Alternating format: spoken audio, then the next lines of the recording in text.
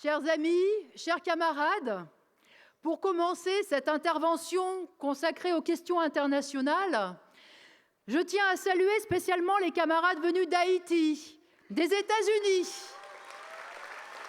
des Antilles, de Côte d'Ivoire, de Turquie, les camarades voisins de Grande-Bretagne, d'Allemagne, de Belgique, d'Espagne et d'Italie, qui appartiennent à notre courant, l'Union communiste internationaliste.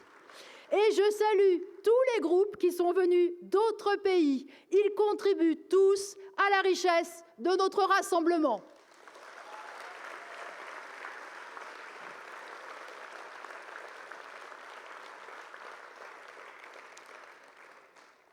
Un mot caractérise les relations internationales actuelles, c'est le mot « guerre », avec tout ce qu'il implique de souffrance, de mort et d'horreur. La guerre est le lot habituel et dramatique pour de nombreux pays d'Afrique. Elle a redémarré au Soudan. Le Sahel est gangréné par un état permanent de guerre civile. Il en est de même pour l'Afghanistan, le Pakistan, la Birmanie. Au Moyen-Orient, la colonisation de la Palestine par Israël et les réactions de défense qu'elle soulève pourraient être qualifiées de guerre de 100 ans. Depuis 1 an et demi, la guerre ravage aussi l'Ukraine. Cette guerre peut être un tournant, pas seulement parce qu'elle se déroule sur le continent européen, mais parce qu'elle met aux prises, par Ukrainiens interposés, la Russie et l'OTAN, l'alliance militaire menée par les États-Unis, qui englobe les principales puissances impérialistes, le Royaume-Uni, la France, l'Allemagne. Et elle menace en permanence de dégénérer en conflit plus large. Tout aussi lourde menace pour le monde entier, il y a l'affrontement entre les deux géants que sont les États-Unis et la Chine. La bataille fait rage sur le terrain économique. Elle se mène à coups de mesures de rétorsion et d'embargo. Et le face-à-face militaire se prépare ouvertement en mer de Chine, autour de Taïwan. Toutes ces guerres se mènent sur fond d'une autre guerre, la guerre de classe. C'est précisément parce que les grands groupes capitalistes se livrent une guerre économique féroce qu'ils s'attaquent partout à la condition ouvrière, aggravent l'exploitation, la précarité, les inégalités et la misère. Des millions de travailleurs de par le monde sont soumis à des situations dignes de l'esclavage. Dès qu'ils tiennent sur leurs 2 jambes, des enfants sont mis au travail, au Congo, au Bangladesh, en Turquie. Près d'1 milliard de femmes et d'hommes sont en situation de malnutrition dans le monde. Et ce sont tous des femmes et des hommes qui travaillent, récoltent ou vendent ce qu'ils peuvent. Eux aussi sont victimes de la guerre que mène la classe capitaliste pour ses profits, sa rentabilité, ses cours boursiers, ses sinécures. Un des aspects les plus révoltants de cette guerre de classe, c'est la guerre menée à l'échelle de la planète tout entière contre les femmes, les hommes et les enfants qui ont été forcés de quitter leur pays. Ce ne sont pas seulement des frontières administratives, des murs, des barbelés, des camps et des prisons qui sont dressés contre ces femmes et ces hommes. Ce sont des marines de guerre, des bataillons de policiers, des forces équipées de moyens militaires, radars, drones, hélicoptères. Sous une forme ou sous une autre, la guerre est omniprésente, parce qu'elle est au cœur même du système capitaliste. Et je l'ai dit hier, mais je le redis aujourd'hui, nous aussi, nous pouvons nous retrouver sous les bombes. Nous aussi, nous pouvons voir nos enfants, notre jeunesse fauchée par la guerre. Nous aussi, nous pouvons être forcés de nous exiler, comme des millions d'Ukrainiens, d'Afghans, d'Érythréens ou de Soudanais. Alors, camarades et amis, il n'y a pas de petit coin de paradis épargné par ce système capitaliste. Il n'y a pas d'échappatoire durable à la folie de ce système. Le mieux que nous ayons à faire, c'est de comprendre les causes et les mécanismes qui mènent à ces guerres, et c'est de nous donner les moyens d'y faire face pour assurer un avenir à l'humanité.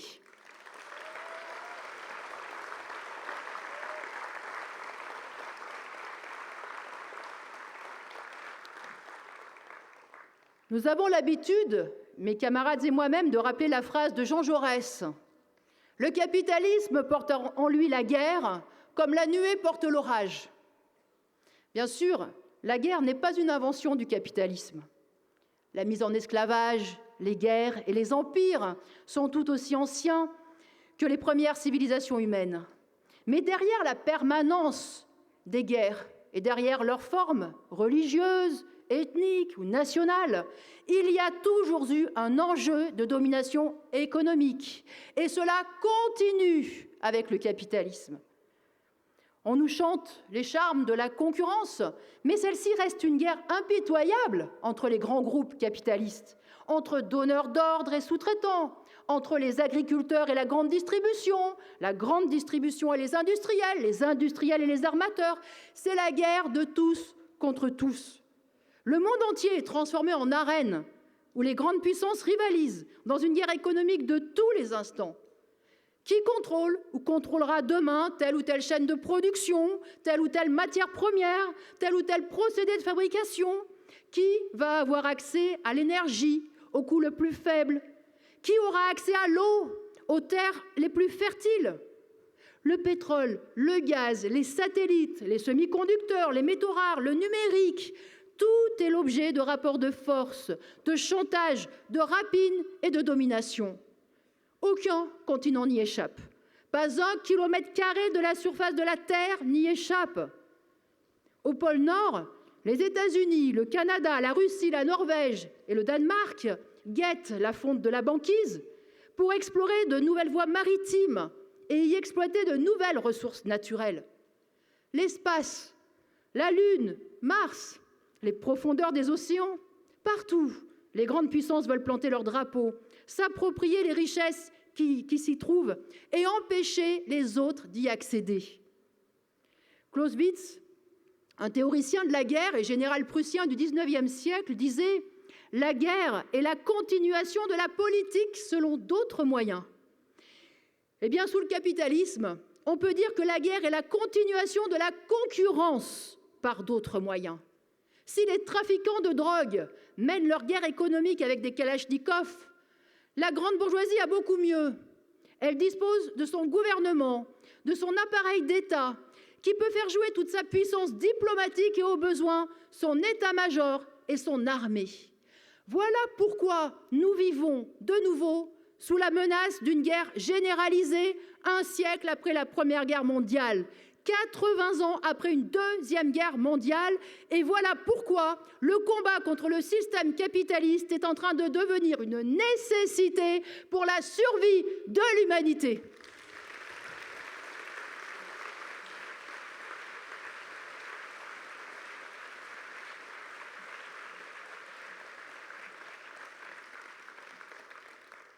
En 1914, personne ne pouvait prévoir que la Première Guerre mondiale serait déclenchée par l'assassinat d'un prince héritier à Sarajevo. Mais l'atmosphère était hautement inflammable. Nous sommes dans la même situation. L'air est chargé de matières inflammables. Une multitude d'étincelles peuvent servir de détonateurs.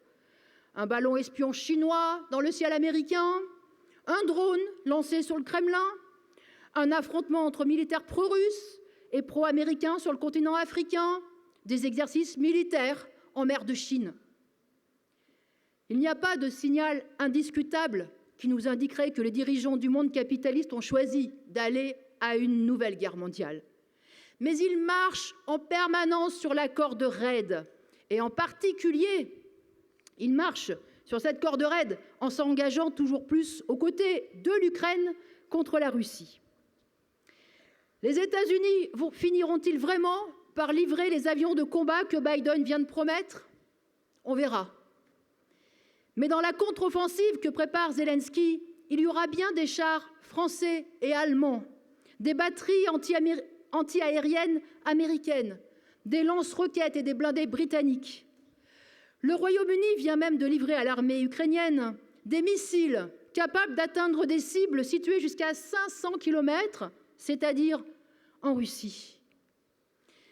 Face à cette situation, tous les pays se préparent à la guerre. Ils s'entraînent même déjà, puisque l'Ukraine est devenue le champ de manœuvre sur lequel toutes les grandes puissances testent leurs armes avec la peau des Ukrainiens et des soldats russes. Et tous se réarment à marche forcée, passent donc à une économie de guerre. En France, Macron a porté la loi de programmation militaire à 413 milliards d'euros. En 2 lois de programmation militaire, ce budget aura doublé pour la France. En Allemagne, le gouvernement a débloqué 100 milliards d'euros pour procéder au réarmement du pays. Le Japon, qui a pourtant officiellement renoncé à la guerre selon sa constitution, va doubler son budget militaire d'ici 2027, sous la pression américaine, parce qu'il est voisin de la Chine. Et champion du monde, toute catégorie, il y a évidemment les États-Unis, avec plus de 800 milliards de dollars chaque année. La Chine, présentée comme l'agresseur et la menace mondiale, arrive loin derrière, avec 300 milliards. L'an dernier, à l'échelle du monde, plus de 2200 milliards de dollars ont été dépensés en budget militaire. C'est 100 fois la somme nécessaire pour électrifier entièrement l'Afrique subsaharienne, 100 fois la somme nécessaire pour éradiquer la tuberculose, le sida et le paludisme d'ici à 2030. Alors il n'y a pas de société plus folle. Dans le débat politique français, Macron vient de dénoncer un processus de décivilisation. S'il y a un processus de décivilisation, il est là, dans cette marche aveugle à la guerre. Alors, camarades et amis, gardons les yeux ouverts et prenons le contre-pied de toute cette propagande militariste et guerrière que l'on nous sert aujourd'hui.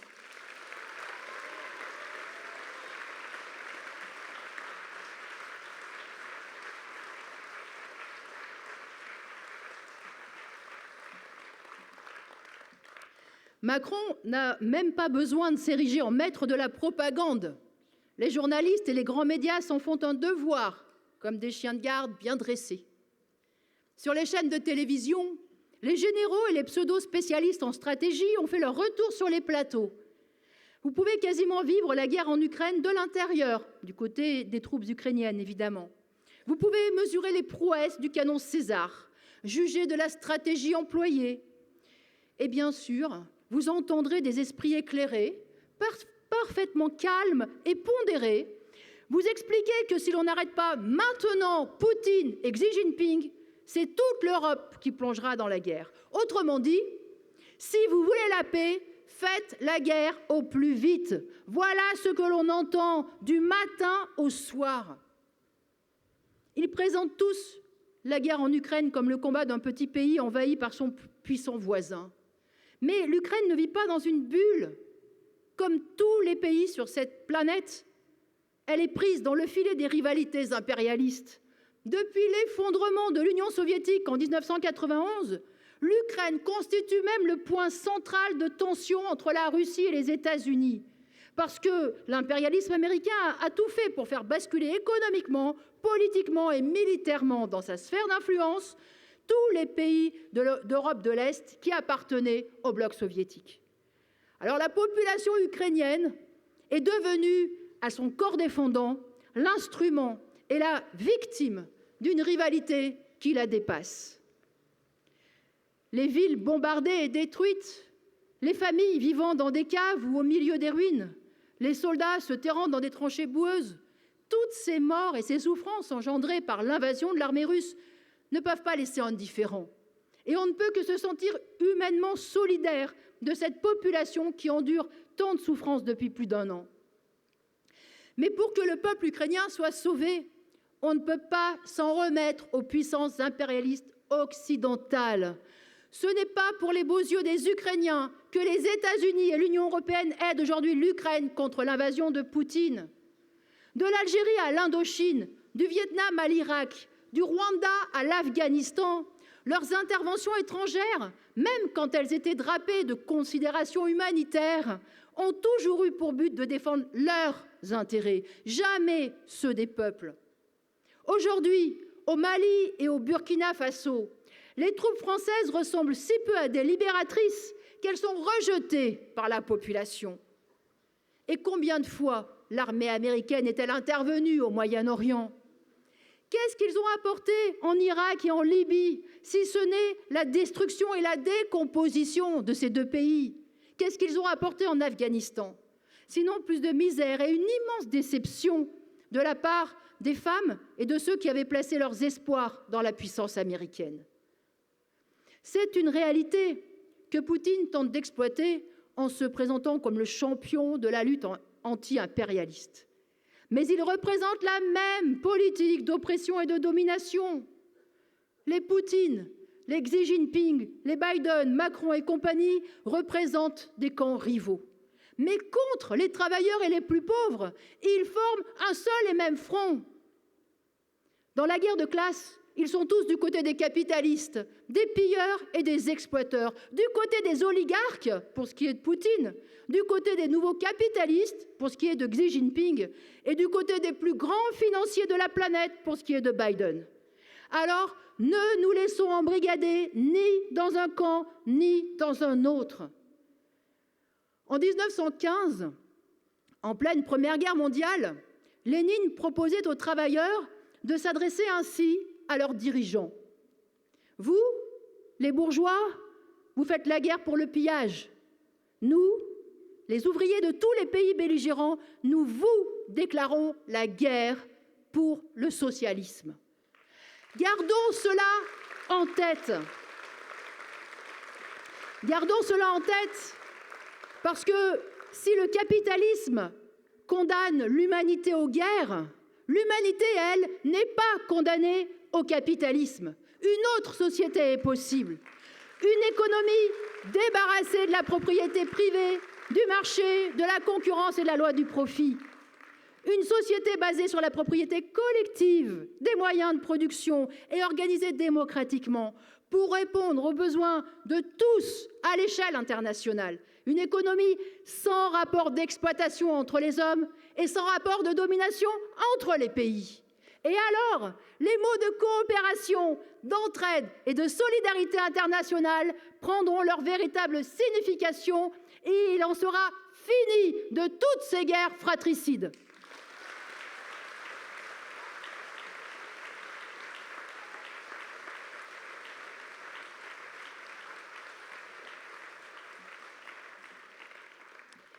Les opprimés ont montré des dizaines de fois qu'ils n'acceptent pas éternellement de subir. Ils se battent avec les moyens qu'ils trouvent, mais ils ne cessent pas de se battre. Cette année, la révolte en Iran, partie des femmes et portée par toute la jeunesse, montre qu'il arrive toujours des moments où la révolte est plus forte que la peur. Des moments où l'action et la témérité de quelques-uns en encouragent d'autres et conduisent des centaines, des milliers, des millions à oser faire ce qu'ils n'imaginaient même pas faire quelques jours avant. Mais il faut plus que du courage pour transformer les révoltes en révolutions victorieuses. Il y a 4 ans de cela, en 2019, la révolte avait aussi soulevé le Soudan. La population avait installé son QG révolutionnaire devant le siège des forces armées à Khartoum. Elle croyait que les militaires étaient de son côté face au dictateur haï. Aujourd'hui, les militaires au pouvoir s'affrontent en 2 clans opposés et font régner la terreur à Khartoum. Toutes les dernières révoltes en date, et je pense aussi au Irak, en Algérie, il y a 4 ans, ou au printemps arabe en 2011, montrent une chose. Dès que les classes populaires s'ébranlent et dès que la lutte de classe s'intensifie, les classes dominantes du pays, comme les puissances impérialistes, ont toujours une politique de rechange pour dévoyer, réprimer et enterrer la révolte. La plus fréquente est de sortir de sa caserne ou de sa retraite tel ou tel général, pourvu qu'il ne soit pas trop impliqué dans les sales coups du régime contesté. Mais au besoin, les services secrets ou les cabinets de communication des grandes puissances peuvent aussi sortir du placard d'anciens opposants, en exil ou en prison. Ils peuvent retrouver des fils de rois déchus, comme le fils du Shah d'Iran, que les États-Unis tentent de remettre en selle après 40 ans d'exil doré. Quand la répression et les manœuvres au sommet ne suffisent pas pour mettre fin à la révolution, il se trouve toujours des forces conservatrices prêtes à prendre le relais, y compris en s'appuyant sur la colère et sur la révolte des masses. En Europe, dans les années 1920 et 1930, des milices fascistes ont su recruter et encadrer des petits bourgeois déclassés, des chômeurs ou des travailleurs désespérés pour amener au pouvoir des régimes fascistes qui ont été les garants brutaux de l'ordre capitaliste. En Iran, lors de la puissante vague qui renversa le régime pro-américain du Shah en 1979, ce rôle fut joué par l'ayatollah Khomeini, son réseau dans le clergé et ses miliciens.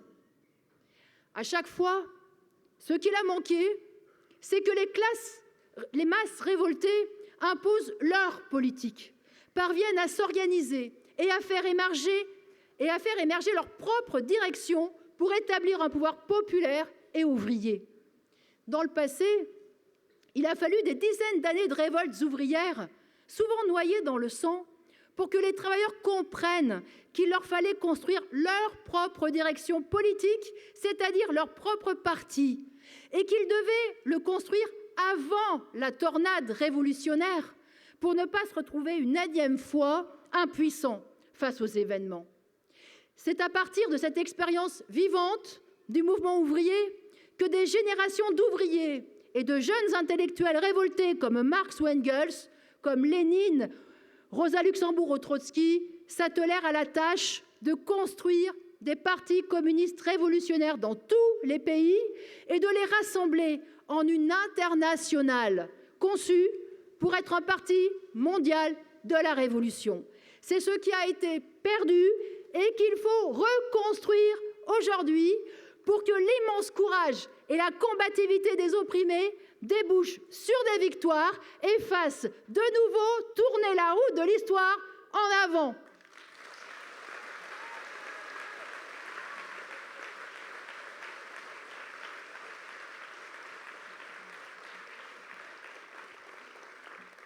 Oui, ce qu'il faut reconstruire, ce ne sont pas seulement des partis révolutionnaires, mais une internationale.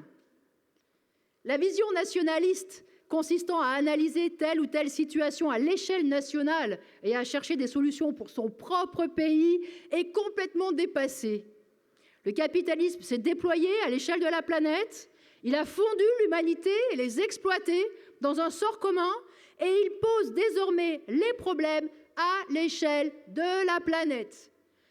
C'est l'évidence pour lutter contre le réchauffement climatique et le recul de la biodiversité. Le développement du capitalisme a déréglé et détruit les équilibres naturels sans s'arrêter aux frontières.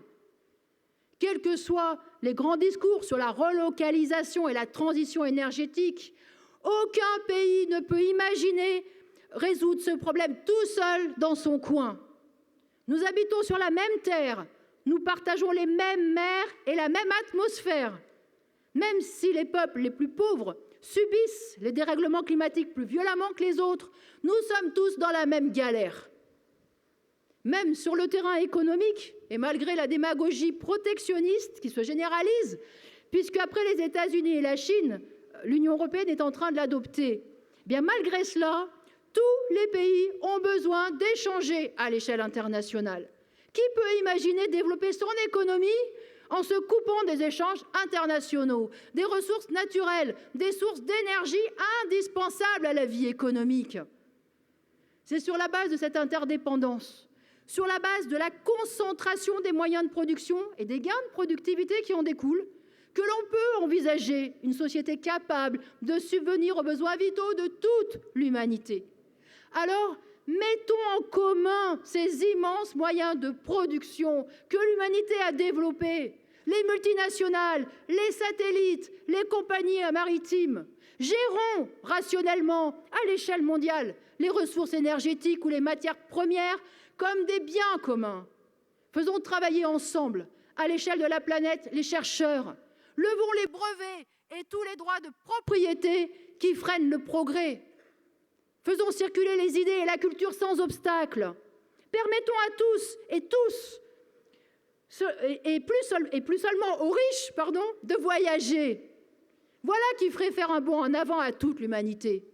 La bourgeoisie a mondialisé l'économie à sa manière, sauvage, barbare, parce que son seul objectif était et demeure la recherche de profit pour une petite minorité. aux travailleurs de la transformer en un monde égalitaire, riche de toutes les cultures. C'est le sens du mot communisme. Ce mot a été dévoyé, caricaturé par bien des dictatures, à commencer par la dictature stalinienne, mais il représente l'idéal le plus beau qui soit, les États-Unis socialistes du monde entier.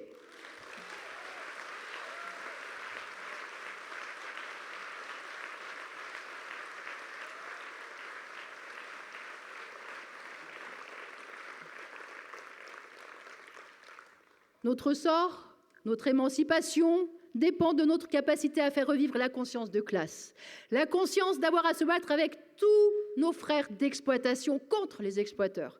Cette conscience de classe ne peut qu'être internationaliste.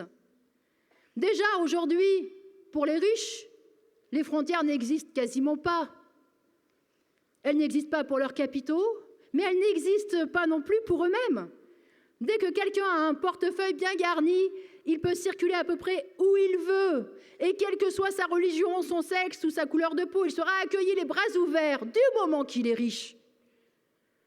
Que ce soit possible aussi pour les plus pauvres, qu'ils ne soient plus forcés de risquer leur vie à traverser des montagnes, des fleuves, des déserts ou des mers ne serait que justice.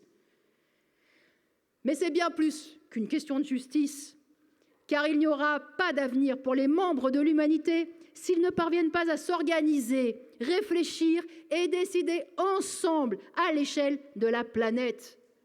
Les frontières divisent les travailleurs. Elles divisent les exploités d'un pays à l'autre.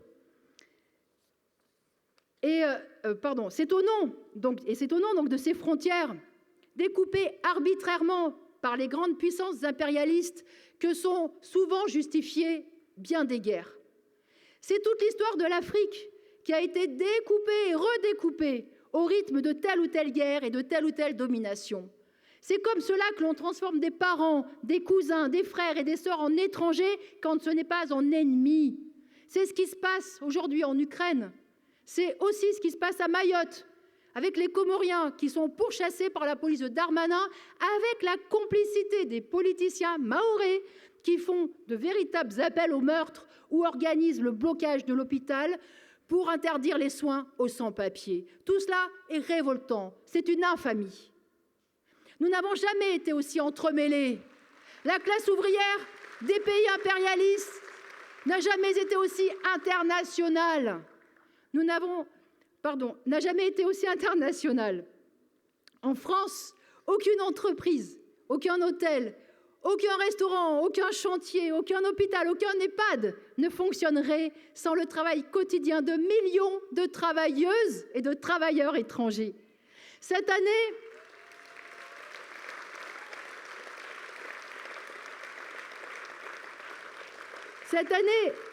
le meilleur boulanger de Paris s'appelle Tarshan Selvarajah. Il est tamoul du Sri Lanka. En 2021, il était d'origine tunisienne, tout comme Tayeb Sahal, le vainqueur de 2020.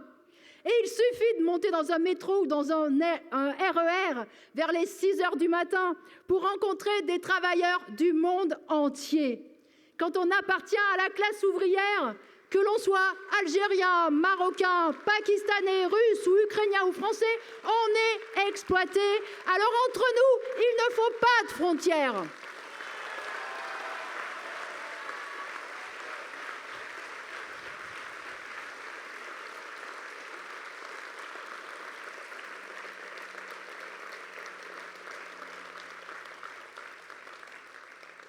La Terre est devenue un village planétaire. Nous vivons de plus en plus au même rythme, nous nous révoltons aux mêmes infamies, nous vibrons aux mêmes progrès scientifiques ou techniques. Et c'est dans ce moment-là de l'histoire de l'humanité que certains veulent dresser les peuples les uns contre les autres. C'est maintenant qu'ils construisent des murs, érigent des grilles, des barbelés et qui veulent nous mettre en condition pour partir à la guerre. Alors à toutes ces haines nationalistes ressassées, au racisme et aux préjugés sexistes, opposons notre conscience d'appartenir à la même classe sociale. Opposons la conscience que les combats menés par les travailleurs, quel que soit le pays où ils se déroulent, sont aussi notre combat. opposons la conscience qu'un jour nous monterons tous ensemble à l'assaut du pouvoir de la bourgeoisie.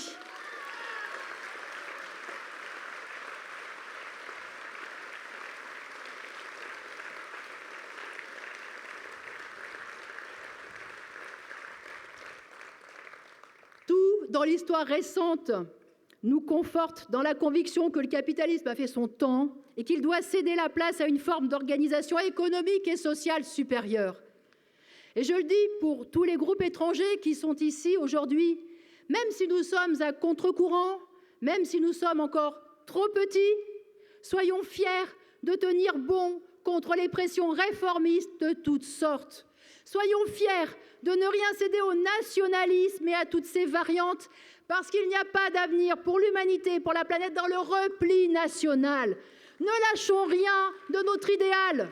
Avec ténacité, avec persévérance et enthousiasme, gagnons aux idées communistes révolutionnaires des travailleurs, des jeunes, une nouvelle génération. Obstinons-nous, comme le font les chercheurs qui travaillent à rendre la vue aux aveugles, fabriquent des cœurs artificiels et soignent des cancers qui étaient hier incurables.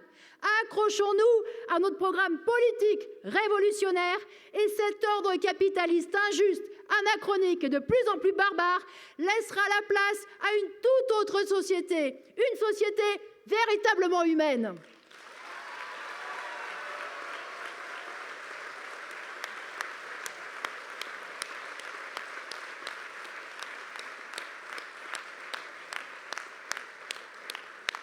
Et maintenant, l'international.